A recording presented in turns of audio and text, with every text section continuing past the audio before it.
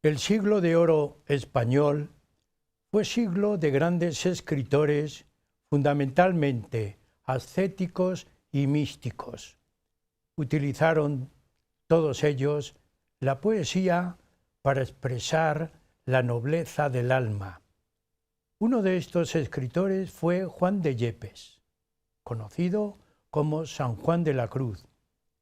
Monje carmelita, tuvo relación con Santa Teresa de Jesús, fue un monje reformador, pero también perseguido. Fue uno de los grandes escritores de ese siglo. Podríamos decir que es el gran personaje que utiliza la poesía, el ritmo poético, como lenguaje místico. Siguiendo a Menéndez Pelayo, dijo una frase preciosa para definirle. Su poesía era angelical, celestial y divina. Con esta idea, hoy, Huella de nuestro tiempo, le va a presentar este personaje, San Juan de la Cruz.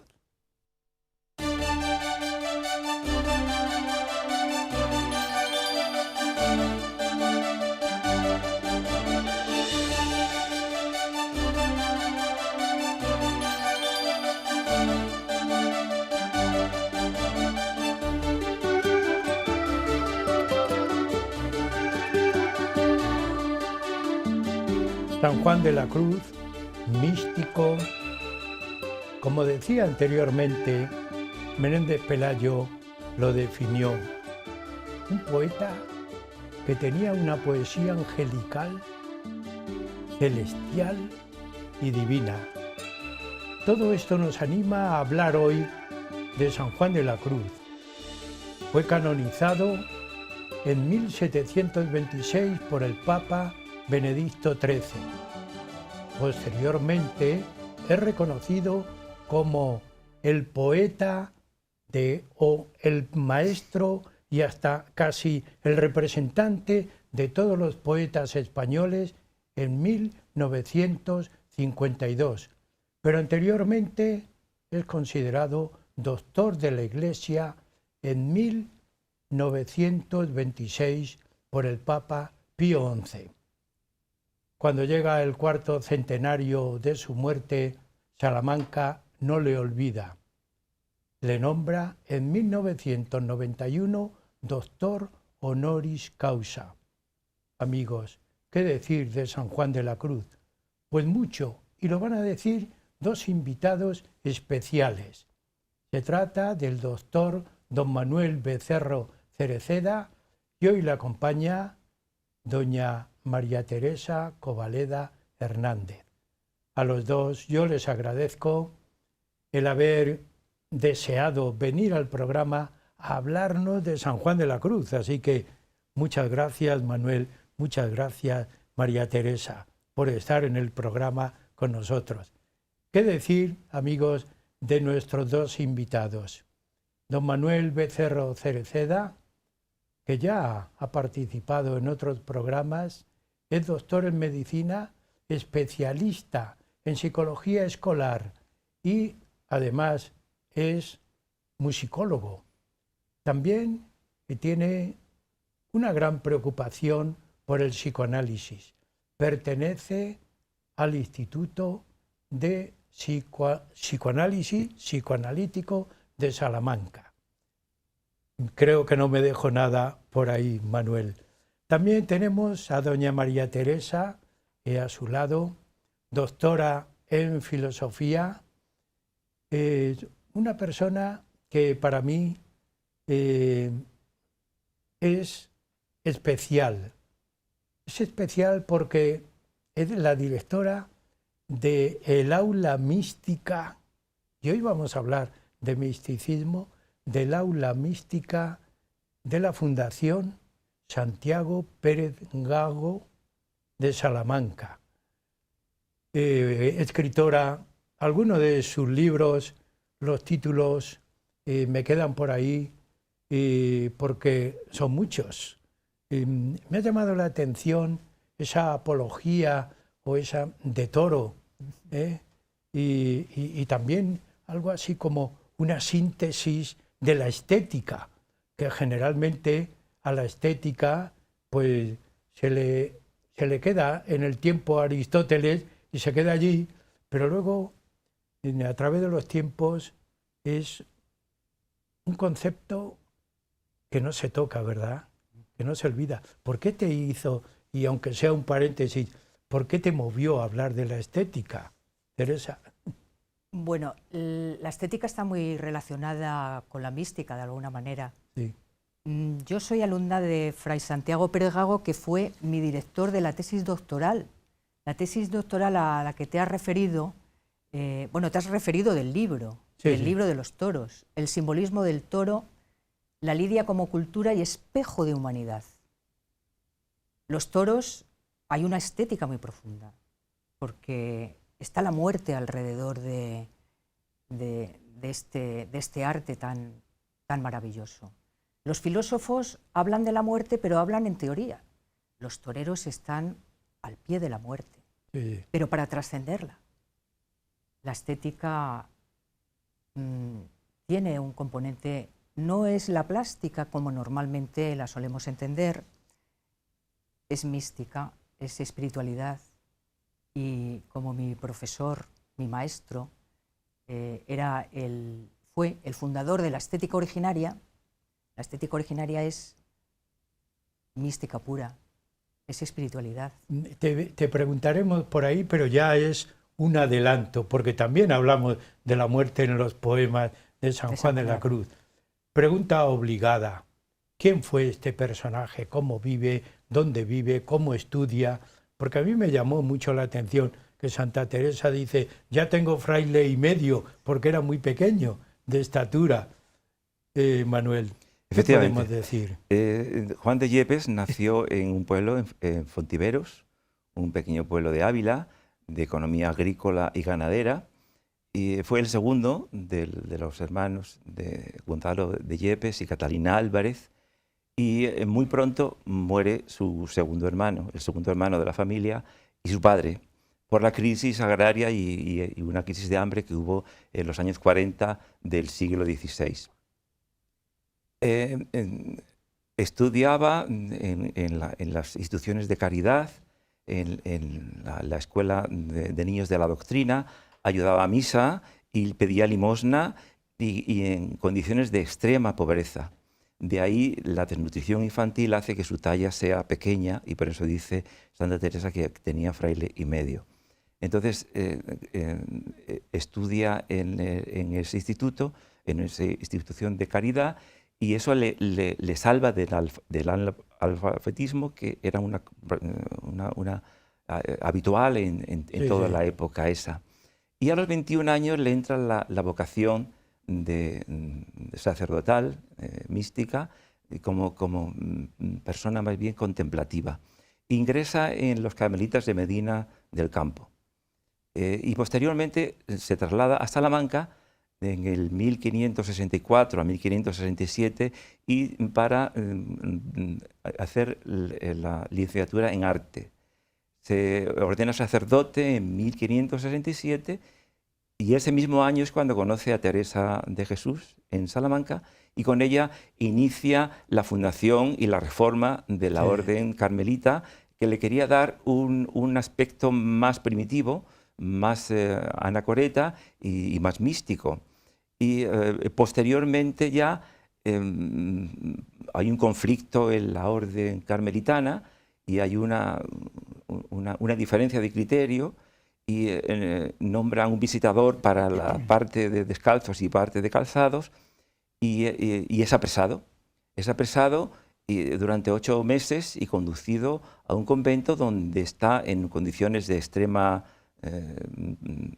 soledad, y eso le hace escribir el Cántico Espiritual, que es uno de los poemas más importantes que él tiene.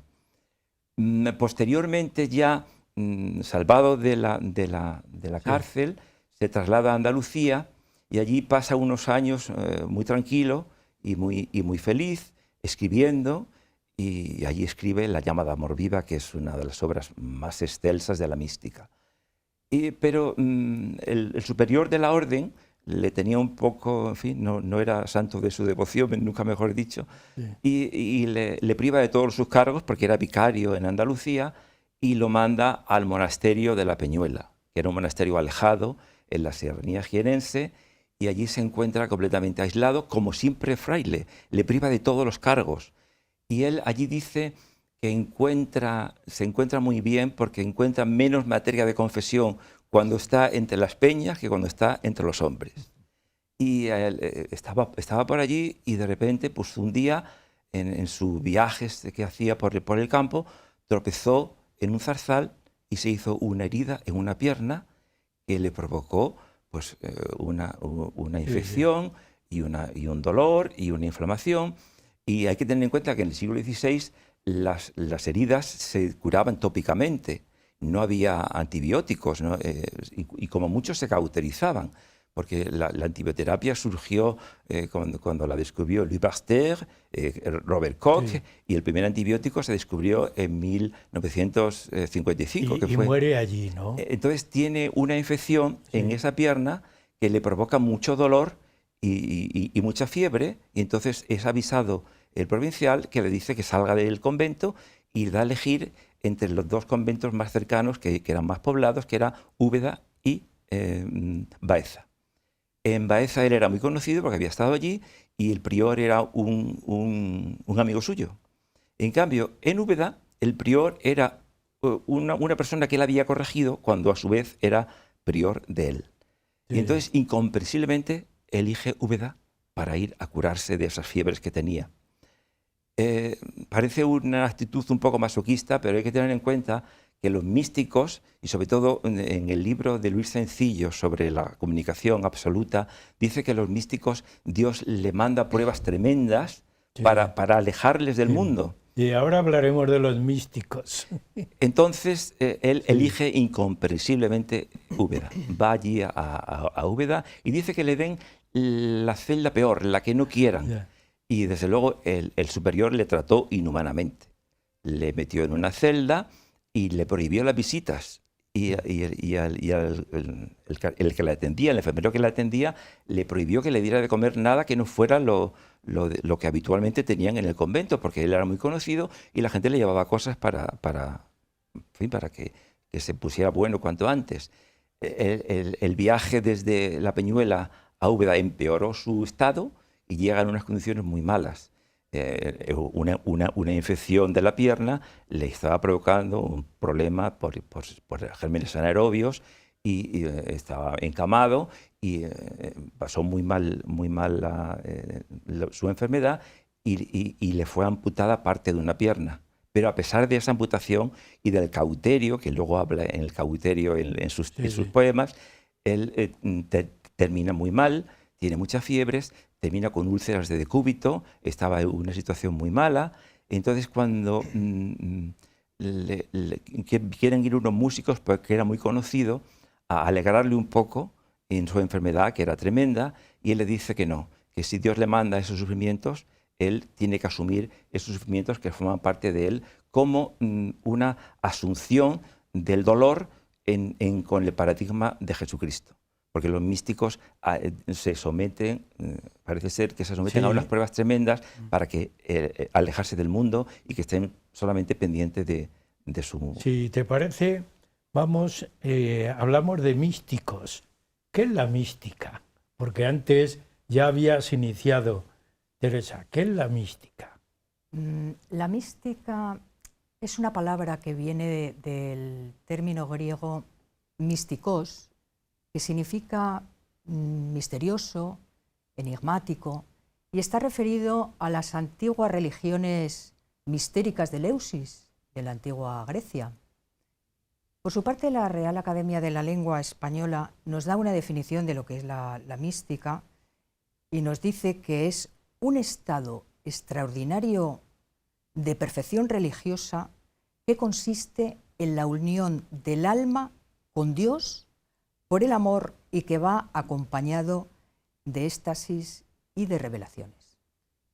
De este modo, la mística es un estado a través del cual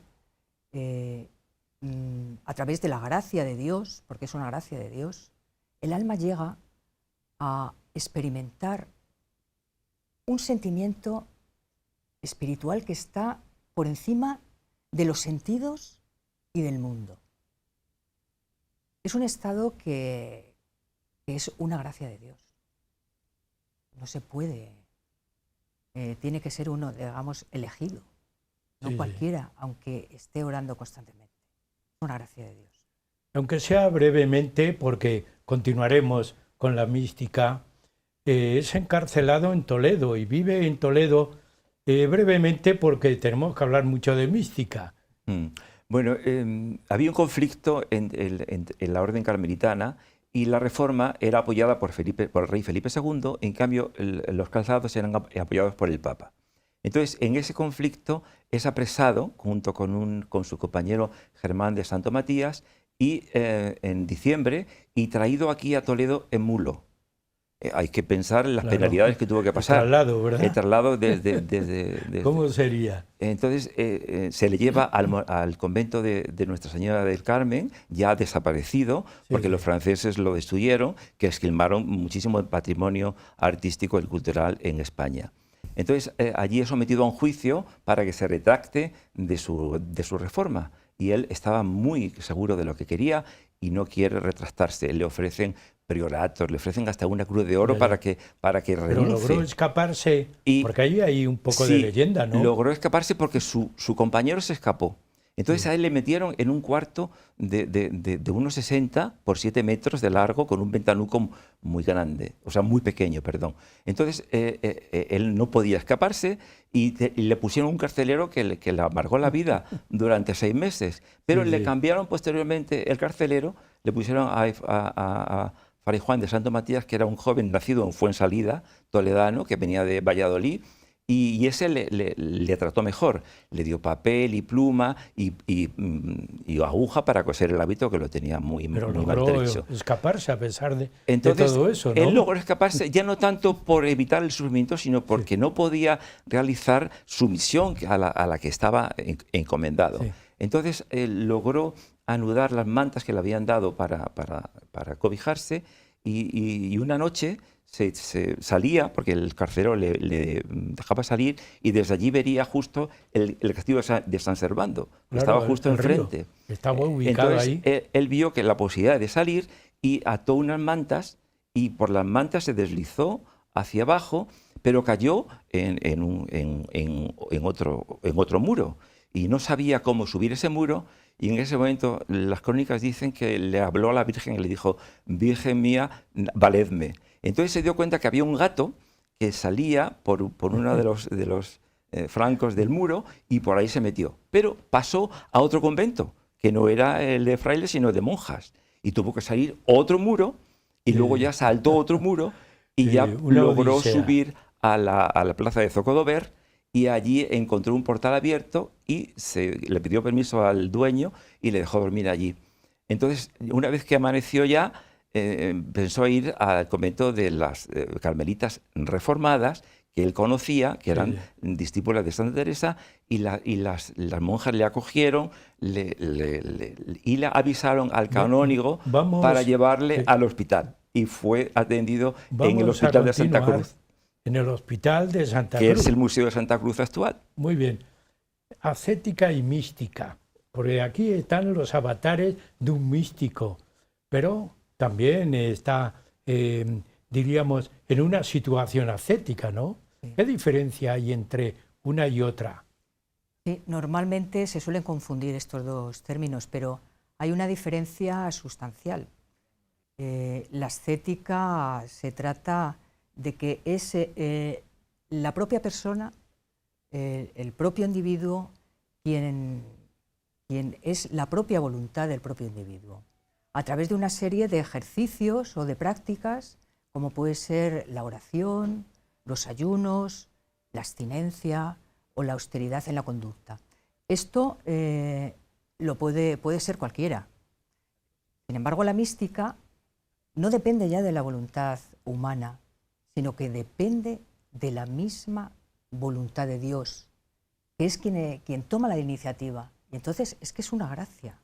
no puede cualquiera, aunque esté uno en contemplación, constantemente orando, haciendo ayunos, depende de la elección de la propia divinidad. Y es que a través de esta gracia, el alma llega a experimentar en esta vida, esa unidad con Dios, cosa que no le ocurre al asceta.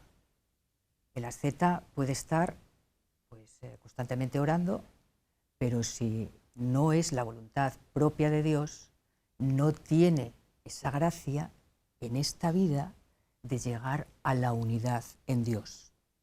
Bueno, pues muchos avatares, pero es un místico. Y además es un poeta, has dicho, en algún lugar le dejaron papel y lápiz para escribir. ¿Alguno de los poemas importantes de San Juan de la Cruz? Un poema muy místico es Tras un amoroso lance. Él sabe que conoce muy bien el arte de la cetrería y simboliza el vuelo del camino hacia el cielo, como un significante del camino místico. Entonces, se da cuenta que las águilas suben y cuando llegan arriba se ciegan de la distancia tan tremenda que tienen hacia el sol. Entonces se ciegan y tienen que retroceder hacia abajo para recoger, para que no se deslumbre y volver a subir después. Entonces él hace el poema con una libertad absoluta y entonces vuela hacia Dios. Él es un significante del camino místico. Ya también Fray Luis de León dice, déjame que vuele a ti, en la Oda Décima. Entonces él era una persona muy culta y había leído mucho a García Alonso de la Vega, el Carta de los Cantares y Fray Luis de León. Entonces, en este poema habla de cómo, tras un amoroso lance y no de esperanza falto, volé tan alto, que le di a la caza alcance. Hay un momento en que, como pasa con los humanos, hay un momento de desesperación en el que no se ve. Entonces él lo asimila al vuelo del águila, retrocede, pero vuelve con más impulso otra vez. Igual que también el vuelo del halcón, que es de la misma manera, él sabía que era así, y el poema está construido con arreglo a eso. Y con la esperanza de ver a Dios, aunque momentos no le pueda llegar a ver, él sigue, como cuando dice que en la noche, en la fuente que es de noche, pero en la oscuridad, y eso está muy presente en sus poemas, ve la luz y sigue y encuentra a Dios al final del poema. Y siguiendo ese camino, María Teresa, ¿cuál es el camino que siguió San Juan de la Cruz y que sigue un místico? El camino del místico. Los tratadistas establecen 3 vías, que son las etapas que va discurriendo el alma del místico. La primera etapa es la vía purgativa, que sería la etapa ascética. El alma se purifica dolorosamente, porque es dolor lo que siente anímicamente el asceta en ese momento, se purifica de todas sus imperfecciones. En la segunda vía, es la vía iluminativa, el alma ya está purificada de sus imperfecciones y comienza ya a recibir una serie de dones del Espíritu Santo y a vislumbrar la presencia de Dios. Luego la tercera vía es ya la vía definitiva, que es la vía unitiva. Es cuando el alma del místico llega a esa unidad en Dios y llega a esa unidad en Dios y es cuando en ese momento el alma siente una honda experiencia que está más allá de los sentidos y es lo que se llama, le embarga al corazón, le embarga el gozo, es lo que los místicos en ese momento se llama el éxtasis místico. Y está solamente, pues, es Dios quien le da esa gracia solamente en esa vía. Es Dios quien elige. Quien elige. O sea que ese es un concepto, perdón, y que está unido a ese proceso místico, a ese recorrido. Sí, está unido porque es el viaje definitivo, el momento definitivo es esa etapa de unidad.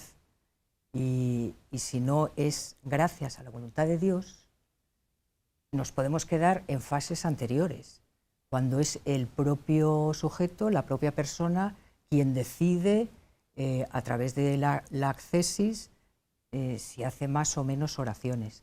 Pero la fase final, que es la etapa de la unidad, es la propia divinidad quien elige a la persona.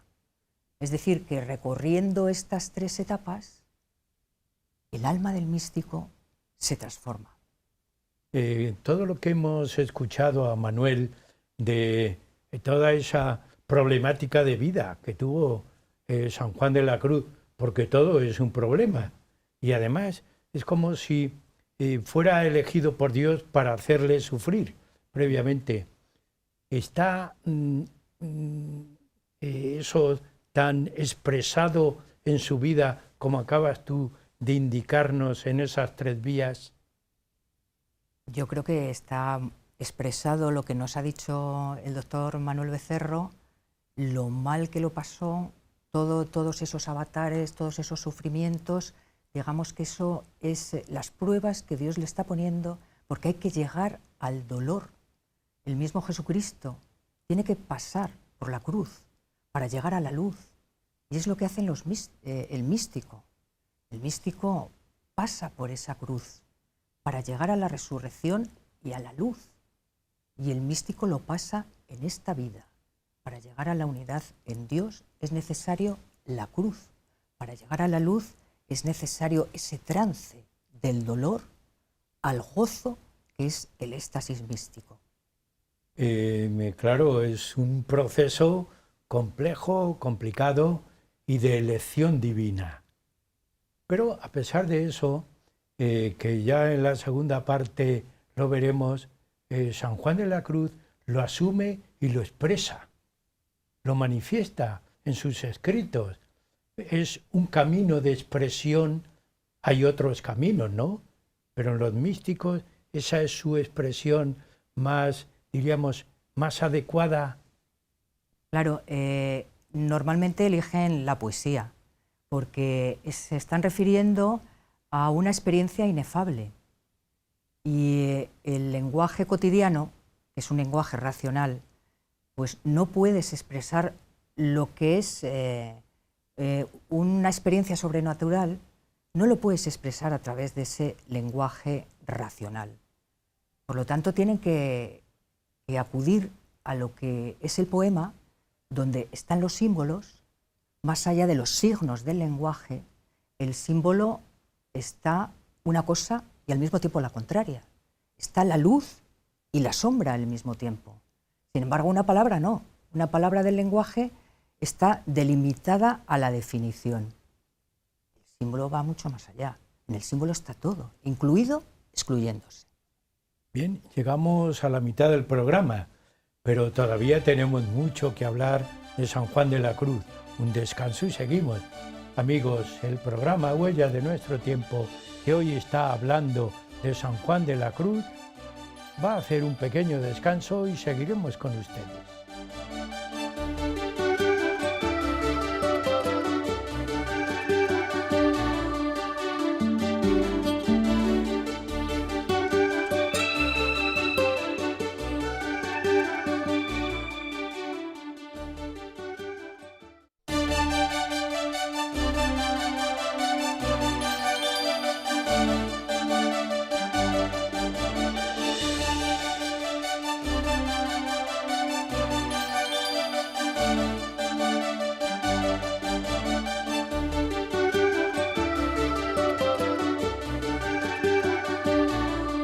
Continuamos en el programa Huellas de Nuestro Tiempo, que estamos tratando el tema sobre San Juan de la Cruz.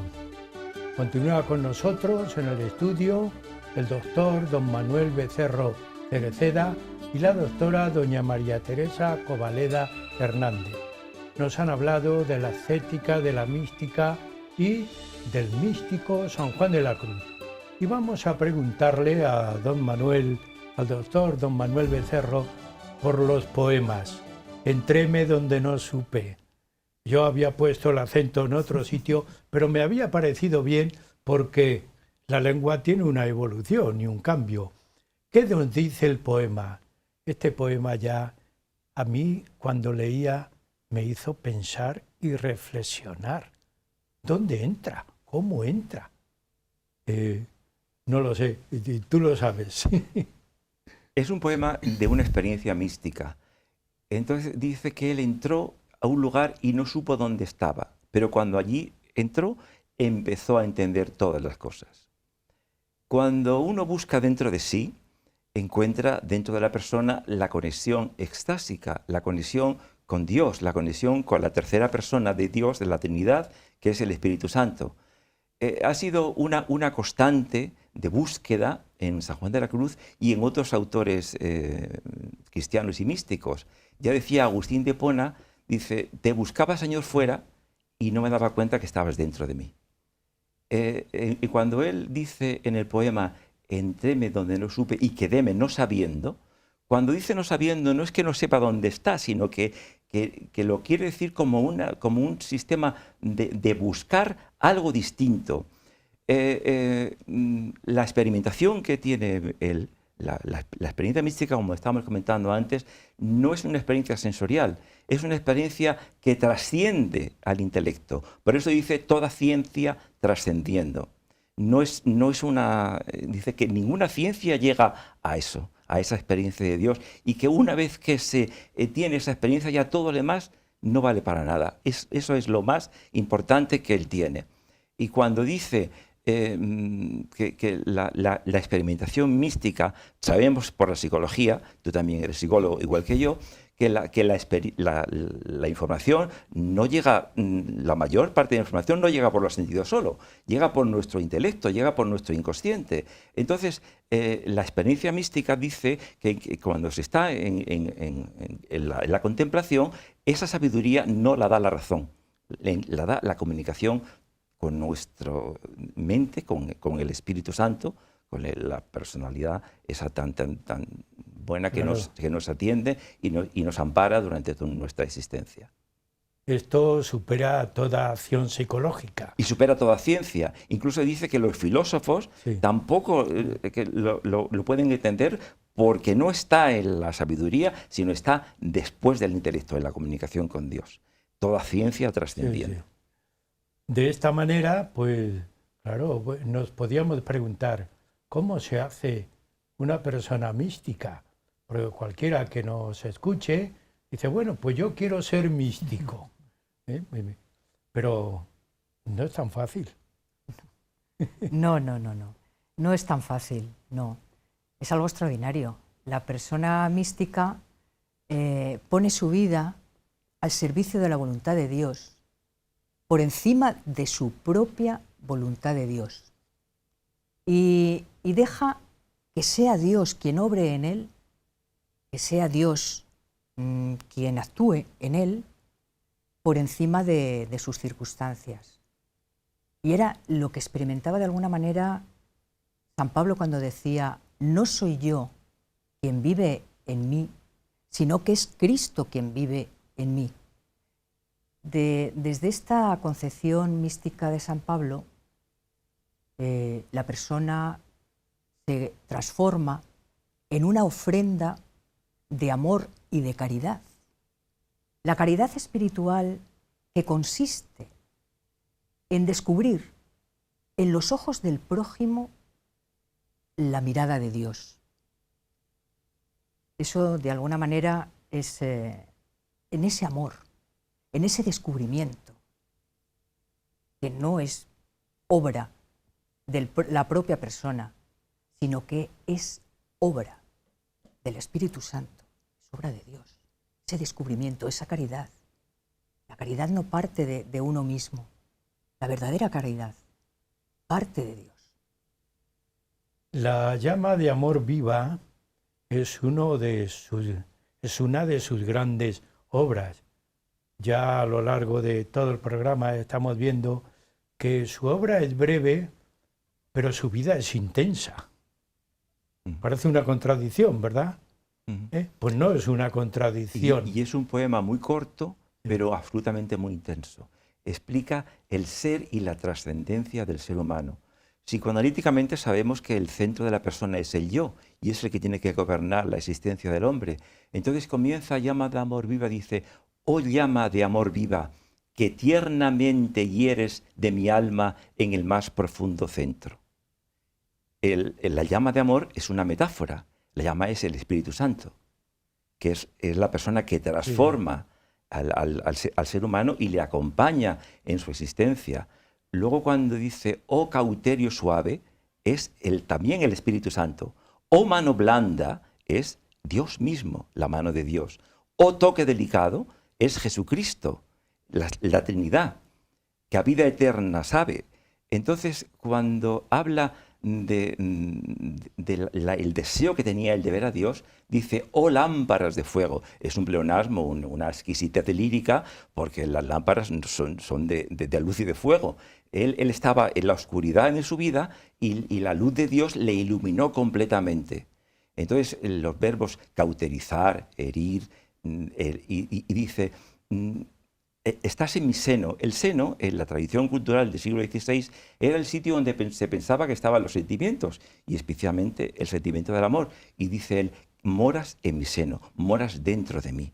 La llama de amor viva es quizá el poema más intenso, más corto y más intensamente místico. Damaso Alonso decía que era la expresión de la mística pura y el poema más representativo de la mística en lengua castellana y seguramente a nivel universal.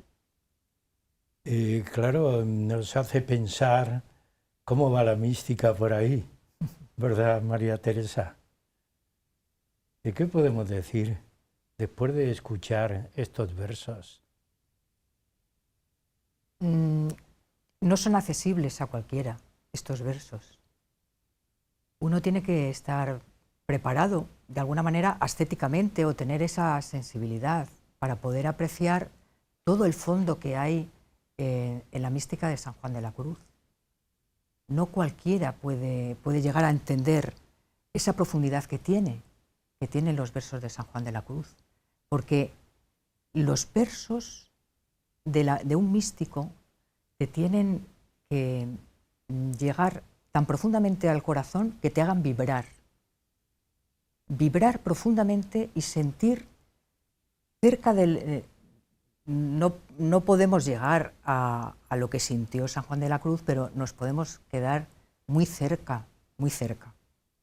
Y podemos saber la dimensión de lo que es la mística a través de los poemas de los místicos, sobre todo del gran místico que está por encima de todos los demás místicos renanos, de la mística renana, de la mística alemana, porque es lírica pura, los versos de San Juan de la Cruz, que nos llevan el alma más allá de los sentidos, más allá de la racionalidad. Tiene que ser a través del corazón, cuando podemos disfrutarlos, a través del corazón, porque la razón no somos capaces de llegar. Es que esto a mí me hace pensar y reflexionar el camino, la enseñanza, es una enseñanza individual, específica. Yo casi diría como esa trilogía que yo utilicé muy al principio, angelical por un lado, celestial por otro y divina por otro. Eso es muy difícil de asimilar, ¿verdad, Manuel? Sí, realmente. Pero el lenguaje del místico es un lenguaje que es difícil de expresar porque sus experiencias son muy difíciles de comunicar. Entonces San Juan de la Cruz utiliza el lenguaje por analogía. Ya sabemos que la analogía lo que es lo mismo, pero no tiene nada que ver, pero sí es lo más parecido para que se entienda. Entonces, por ejemplo, el Cántico Espiritual, que es el poema más complejo y más largo y mejor estructurado que tiene, expresa eso como la relación que hay entre un hombre y una mujer enamorados, que es la experiencia mejor que tenemos los humanos. Entonces, eso lo lleva él al cántico tomando el personaje femenino como el alma y el personaje masculino como Dios, recrea un cántico en el que comunica las vías que tiene el místico para llegar a la plena unión con Dios. Entonces, el cántico espiritual es lo más bonito de la lírica universal, porque cuando se lee sin las claves místicas, pues es la relación entre un hombre y una mujer enamorado. ¿A dónde te escondiste, amado, y me dejaste con gemido? Como el ciervo huiste, habiéndome herido. Entonces, es la relación entre una cazadora y el ciervo. Entonces, se ven por primera vez y se utiliza la erótica renacentista, como explica según la erótica renacentista en el Renacimiento, cuando dos personas empataban, se miraban, si las dos se empataban y se comunicaban, muy bien, pero si una no le gustaba a la otra, se quedaba herido. Entonces quedaba llagado en su ojo y quedaba hueco para siempre porque la otra persona se había llevado su alma. Entonces eso lo utiliza San Juan de la Cruz diciendo que se sentía herido porque quería buscar a Dios. Entonces, en carrera desordenada, va por el monte buscando y encuentra los rastros de Dios, el prado de verduras, de flores esmaltado, encuentra los planetas que le hablan de Dios, y es un cántico absolutamente estupendo, genial, porque ella, que estaba herida, la cazadora, y quiere encontrar al amante que es Dios, hay 41 sílabas de una belleza inconmensurable, porque se llega a una fuente y dice: oh cristalina fuente, si en esos tus semblantes plateados formases de repente los ojos que tengo en mis entrañas dibujados. Y en ese momento aparecen los ojos de Dios en el estanque, y ella los ve y dice: oh, amado, voy de vuelo. Y entonces se transforma y el cántico, que aunque parece una lírica entre un hombre y una mujer, de repente él vuela hacia Dios. Entonces esa es la piedra de toque del barroco castellano. 81 sílabas sin que medie un solo verbo. Mi amado, las montañas, los valles solitarios, nemorosos, las ínsulas extrañas, los ríos sonorosos, el silbo de los mares amorosos. Es una belleza indescriptible. Después, en el poema, ya la amada encuentra al ciervo, y se produce la unión, incluso las bodas, en la estrofa 28, se producen las bodas en una especie de mesa celestial donde dice: cuando salí en la bodega de mi amado bebí, y cuando salí de aquesta ya otra cosa no sabía, que solamente amar es mi ejercicio. Y dice: y si ya no me veis nunca más, me hice perdidiza y fui ganada. Y hay una frase absolutamente deliciosa cuando dice: en las frescas mañanas escogidas haremos las guirnaldas en tu amor florecida y en un cabello mío entretejido. Eso quiere decir que las guirnaldas, frescas mañanas, son la juventud, cuando se hacen las cosas mejores para Dios, y que se entretejen en un solo cabello. Quiere decir que cuando el Dios es tan generoso que con un mínimo cabello nuestro nos da todo lo demás. Una mínima aportación del ser humano, Dios te da absolutamente el 100 por 1000. Entonces termina con una descripción absolutamente preciosa, el cántico espiritual, con la unión perfecta de ese alma con Dios, que es un poco la unión del enamorado con la enamorada cuando se encuentran, y dice que su lecho está lleno de rosas y de oro, una cosa preciosa. Es decir, escuchando eso y leyendo, porque nos animamos a leerlo, no nos extraña que utilicen estos términos el esposo y la esposa. Es decir, está, ¿verdad, María Teresa?, utilizando, como tú hablabas antes, un camino elevado, pero también utilizando la terminología humana. Claro, pero... la expresión humana. Sí, sí, pero es que, claro, lo más profundo de la mística es el amor. Es de lo que se trata, y es lo inefable. el amor de Dios es inefable. Y entonces, ¿qué hace el místico? También el Cantar de los Cantares, digamos que es la versión en la que se basa San Juan de la Cruz para el cántico espiritual, y también es esa unión entre el esposo y la esposa a través del amor. Es fundamental el amor porque es el principio de todo y el final de todo. Pero se trata en la mística se trata del amor de Dios, que es el amor perfecto. El amor perfecto, el amor de Dios. Claro, estamos en un camino que se nos escapa a la mayoría de las personas, porque todo, ¿verdad?, que ocurre, Manuel, que siempre queremos poner los sentidos como, es algo así como si dijéramos, todo proyectado bajo este panorama, porque es el panorama que dominamos. Claro, esto nos hace pensar que el místico es un elegido, que el místico se eleva de lo terrenal, que el místico está en otra onda, diríamos, ¿eh? Y esto es un camino religioso para reflexionar y decir, el hombre tiene que ser religioso por naturaleza. No es así. Además, yo creo que hay más místicos de los que nos parece. Hay mucha gente, como dice San Juan de la Cruz, él se guarda las experiencias para él, pero hay muchos místicos en la vida normal que tienen una relación muy intensa con Dios. Entonces, eso es una constante en el ser humano, y el ser humano se alimenta de Dios. Y el Espíritu, precisamente, es eso, el Espíritu Santo, que es la fuerza neumática. Porque claro, San Pablo habla de fuerza neumática, de la fuerza estásica, porque la Trinidad es precisamente trinitaria, porque así difunde más amor. Si no fuera trinitaria no difundiría tanto amor. Eso lo decía Luis Sencillo en la obra Comunicación Absoluta, que Dios está con nosotros en cada momento. Y por eso dice San Juan de la Cruz, lo busca y lo encuentra dentro de sí.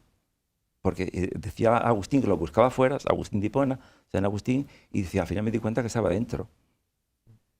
Estamos tratando de todo el contenido de San Juan de la Cruz expresado en estos poemas. ¿Qué nos queda de él, de su obra?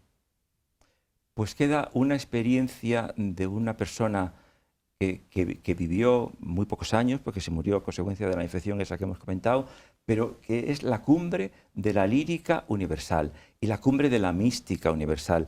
Realmente el siglo XVI fue el siglo de los místicos en España, pero todavía ha habido místicos después, incluso Unamuno se habla que fue posiblemente un místico también importante. Hay una obra que la hemos dejado ahí, pero bueno, en esta última parte podemos comentar sobre La Noche Oscura.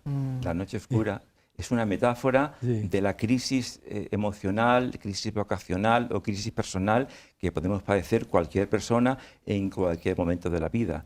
Las crisis siempre tienen un valor importante. Cuando se superan, nos transforman y nos cambian y nos hacen ver las cosas de otra manera. Las cosas muchas veces no son como son, sino son como son y no como las vemos. Entonces las crisis emocionales, las crisis profesionales, las crisis espirituales, que eso es, San Juan de la Cruz pasó por una crisis espiritual grande, y Santa Teresa también. Durante 20 años ella dice que estuvo en una crisis de sequía espiritual durante 20 años y al final ya encontró realmente el camino, igual que San Juan de la Cruz. Entonces, el poema de La Noche Oscura expresa eso precisamente, las dificultades que tiene el ser humano en nuestra vida y que después de la noche sale la luz, que sale de dentro.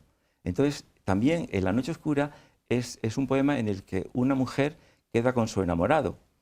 Entonces, otra vez volvemos al alma que tiene una cita amorosa y sale de su casa por la noche, estando ya mi casa sosegada, dice. Quiere decir, ya habiendo pasado esa noche oscura y habiendo superado ya todas las dificultades que la vida humana tiene y las pulsiones que realmente condicionan al ser humano, las pulsiones que tú como psicólogo lo sabes perfectamente y que son las que aprisionan al hombre y no le dejan subir y no le dejan volar hacia Dios como hacía San Juan de la Cruz.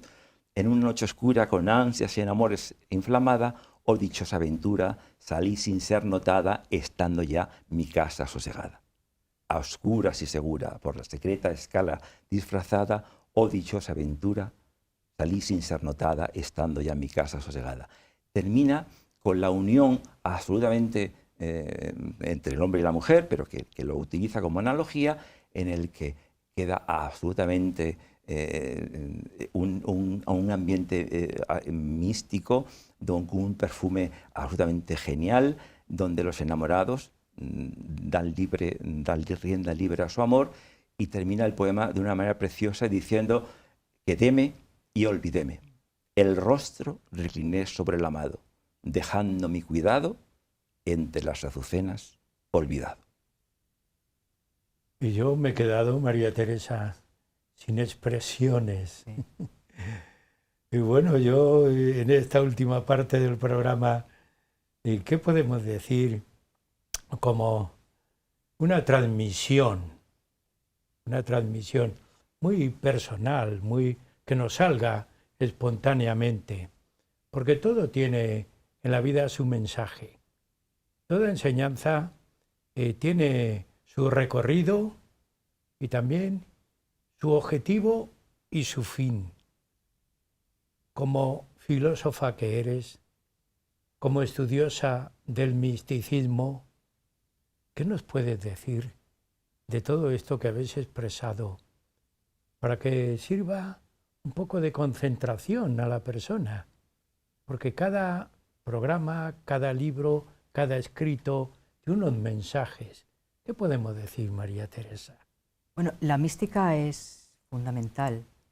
Decía Raymond Panikkar, que era místico también, era de origen catalán y también hindú. Decía que el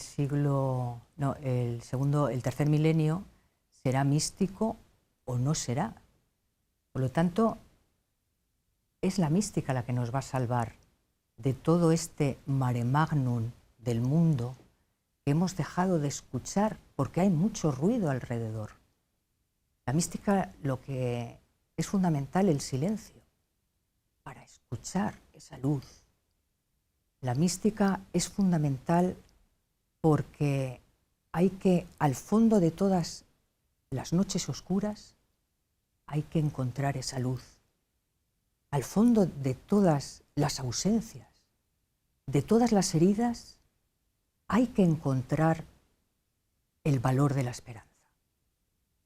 Porque en la mística siempre gana el amor eterno, que está por encima de todas las cosas.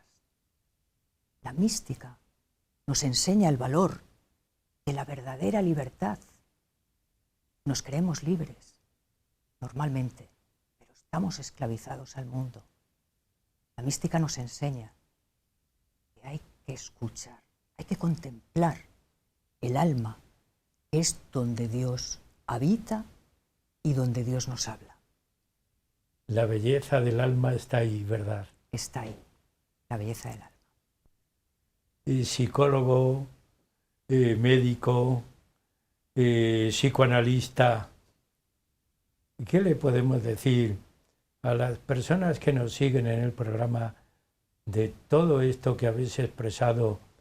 A mí me gustaría aprenderme de memoria la llama del amor vivo, pero bueno, intentaré alguna estrofa. Si estuviera aquí José María Gómez, nos hablaría de las estrofas. ¿Pero qué les puedes decir tú? Bueno, realmente el ser humano, estamos en un mundo en el que los problemas son habituales en nuestra vida.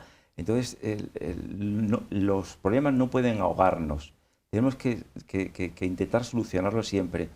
Y cuando la mejor terapia, cuando no hay una terapia o no se puede establecer, la comunicación con Dios es a veces una interacción muy interesante, porque Dios hace de psicoanalista. Entonces la comunicación no profunda y real con el Espíritu y con Dios nos transforma. Entonces, igual que transformó a San Juan de la Cruz la comunicación con Dios a través de lo que él llamaba la tercera persona, la llama de amor viva, que tiernamente le Porque él decía, tiernamente hieres como el cauterio, que decía un cauterio suave.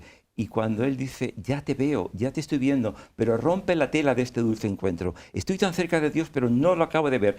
Muchas veces tenemos experiencias que nos hacen estar cerca de Dios y no acabamos de verlo. Pero entonces ahí sí continuamos. Y como él decía, como el águila, cuando tenemos problemas, bajamos un poquito y volvemos a subir con otro impulso e encontramos a Dios. Y cuando el hombre encuentra a Dios, ha encontrado la esencia de su ser. No hay otra cosa más que encontrar. Una vez que los místicos se encuentran a Dios, ya dice, ya no quiero saber nada. Entonces ya San Juan de la Cruz en el poema de Entreme donde lo supe, dice, ya con esto ya se acabó todo, no hay nada como esto. Y además dice que la suma ciencia, él decía, es la suma de ciencia, pero aunque es la suma de ciencia, está a disposición de cualquier humano.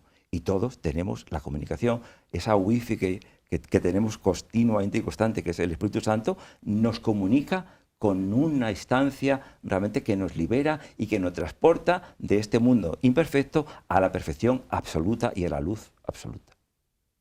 Me habéis dejado sin palabras los dos. Os agradezco mucho que hayáis estado en el programa, porque hoy, Huellas de nuestro tiempo, sí que puedo decir que le habéis puesto al programa en el auténtico camino, el camino que hay que elevarse para llegar a la unión con Dios. Pues mejor mensaje no podemos utilizar para terminar. Muchas gracias y hasta el próximo programa. Muchas gracias. También a ustedes, amigos, todas las semanas yo les digo la misma frase: no nos abandonen, sigan Huellas de nuestro tiempo.